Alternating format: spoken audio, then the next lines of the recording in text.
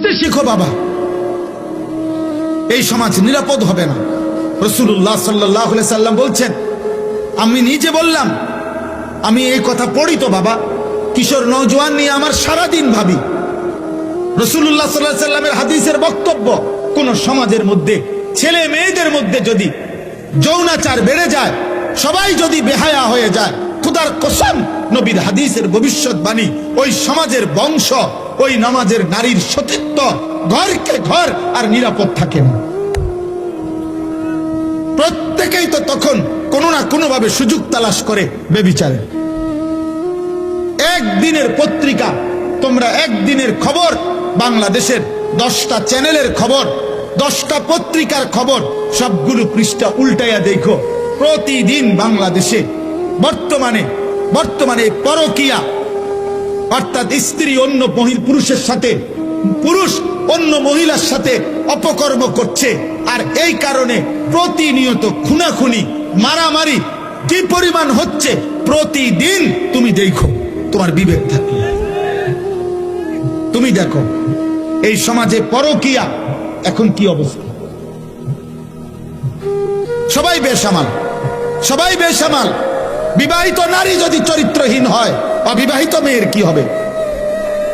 বিবাহিত পুরুষ যার স্ত্রী আছে বেটা, ওই যদি চরিত্রহীন হয়ে যায়, তাহলে অবিবাহিত ছেলের হালাত কোথায়? আপনারা কেউ ভাবতেছেন না। আপনারা সবাই মনে করতেছেন, আপনারা সবাই ভাবতেছেন নিজের মতো করে ছেলে পেলে বড় হইতেছে। না রে ভাই, বড় হইতেছে না, ছোট হইতেছে, চরিত্রহীন হইতেছে, লম্পট হইতেছে, চরিত্রহীন হইতেছে।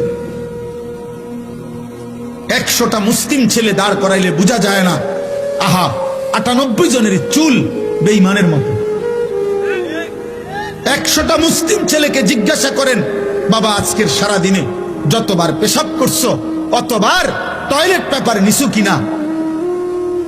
100 জন মুসলিম ছেলেকে জিজ্ঞেস করেন, গত 100 দিনের মধ্যে বাবা 5 ওয়াক্ত নামাজ পড়েছো কয়দিন?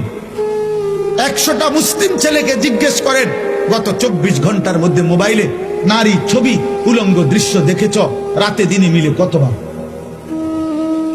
100টা যুবক ছেলেকে বলেন, বাবা 24 ঘন্টার ভিতরে তোর কলিজার ভিতরে হারাম নারীর চাহিদা হয়েছে কয়বার, আর আল্লাহর কথা মনে পড়ছে কয়বার? তাহলে জাতি টিকবে কিভাবে? দেশ টিকবে কিভাবে? সমাজ টিকবে কিভাবে? কোনো কিছুতেই আমাদের দেশের কোনো কিছুতেই নিয়ন্ত্রণ নাই। কোন রাস্তা বছরের মাথায় এলোমেলো হয়ে যায়, কোন জায়গায় কোনো শৃঙ্খলা গুছানো যায় না। সোজা করলেই মনে হয় যেন সিরিয়াল লাইন করাইলে, পিছনের জনের লাইন সিরিয়াল করিলে সামনের জন বেকা হয়ে যায়। কেন এমন কেন বাপ? আমরা সবাই নিজের মতো করে বেড়ে উঠতেছি। গুনাহ আমাদের প্রিয় হয়ে গেছে, গুনাহ আমাদের জীবনের সঙ্গী হয়ে গেছে। নারী, ছবি, নাটক, সিনেমা, টেলিভিশন, নর্তকী, আজকে আমরা বেশিরভাগ